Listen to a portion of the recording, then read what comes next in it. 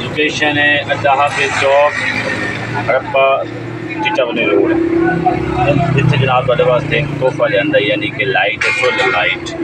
ठीक है, बेहतरीन लाइट है उसदे फंक्शन तुहानूं दसने हैं। देखते इत्थे तुसीं देख रहे हो लाओ कैमरा वैन अगे लाओ ਇਹ ਵੇਖ ਰਹੇ ਹੋ कि चार्ज हो रही है अंदर पई हीट दे विच। इहदे विच फंक्शन ये कि जनाब पावर बैंक दिता होया है, यह चार्जिंग सिस्टम इहदा। ठीक है, यह उत्ते बंद हो गया, इहदी लाइट है, यह सोलर पैनल तो नज़र आ रही है। ठीक है, उस तो बाद इहदे फंक्शन तुहानूं दिखा दिंदे हैं।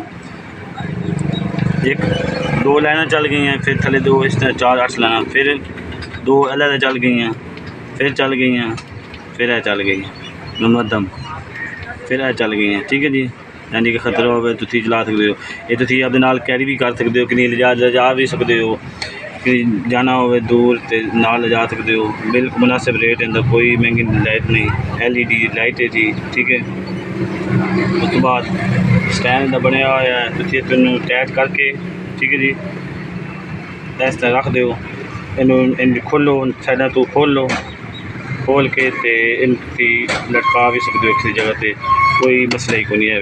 इस तरह करके टाइट कर दो, टाइट हो गई इतने इन लटका दो। इस तरह तुम किसी हुक नाल इन्हें बनी हुई है।